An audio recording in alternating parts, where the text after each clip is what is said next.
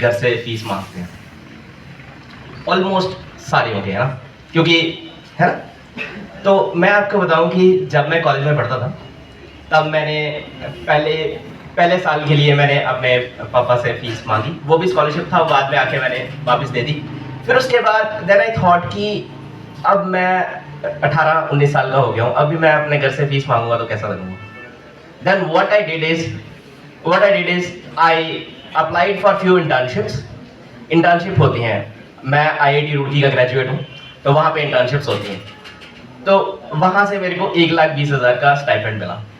तो जितनी फीस आती थी आगे, फिर आगे उसके बाद मैंने क्या किया कि जब भी मेरे पास कॉलेज का बीच वाला टाइम होता था, जब भी छुट्टियाँ होती थी, तो मैं एक इंटर्नशिप करता था। उसे इंटर्नशिप से पैसा आता था, उससे अपनी फी पेमेंट करता था।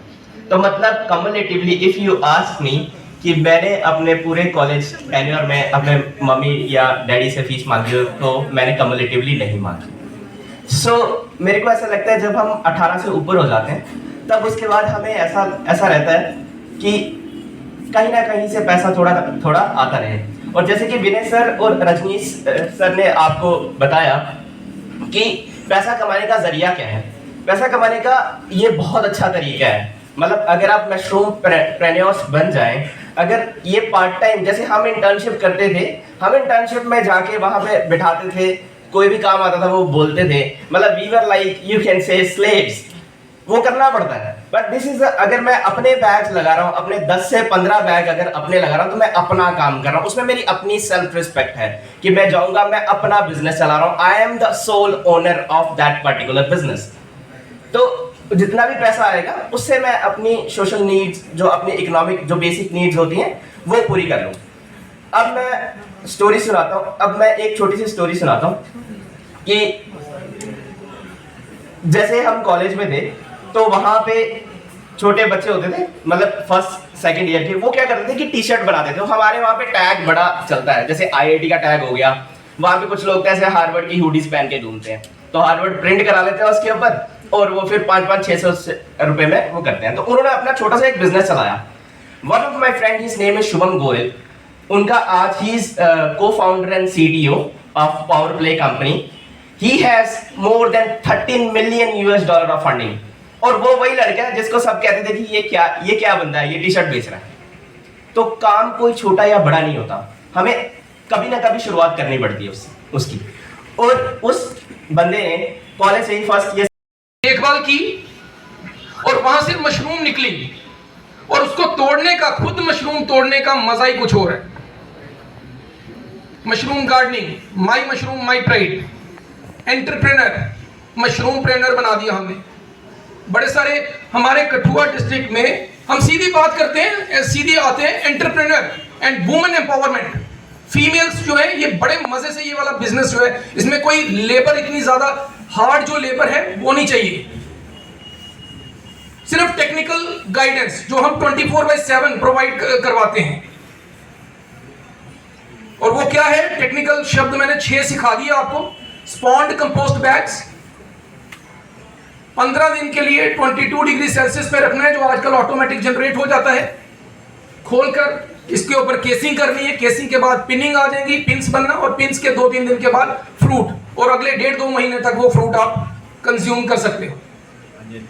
अब इसमें एम्प्लॉयमेंट के बारे में तो बता दिया मैंने, मशरूम प्रेनर्स के बारे में बता दिया। कठुआ में 15 से 20 ऐसे मशरूम प्रेनर्स हैं जिनकी जो इनकम है वो इसमें सॉर्ट आउट हो जाती है। हमारी इंडिया लाइक कंट्री में क्या प्रॉब्लम है, वेस्ट मैनेजमेंट।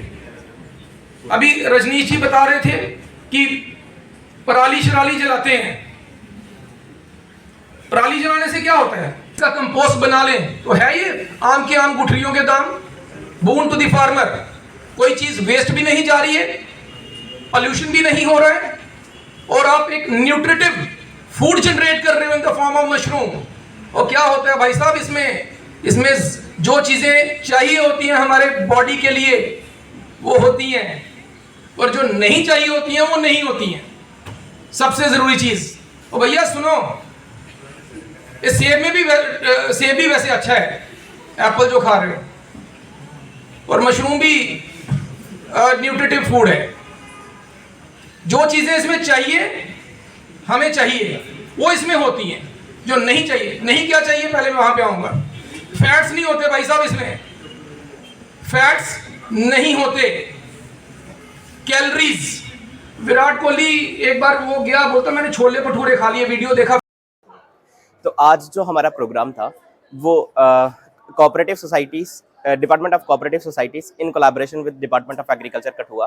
तो हम ये आज चाहते थे कि जो हमारी जो टेक्निकल वर्कशॉप थी मशरूम से रिलेटेड, हमारे जितने भी यंग एंटरप्रेन्योर्स हैं वो आएँ और अपनी सोशो इकोनॉमिक डेवलपमेंट करें with the help of mushroom small scale or medium scale businesses, and after that they make cooperative societies, तो ताकि और भी ज़्यादा जो लोग उनके साथ जुड़ें और उनकी सोशो इकोनॉमिक डेवलपमेंट हो सके।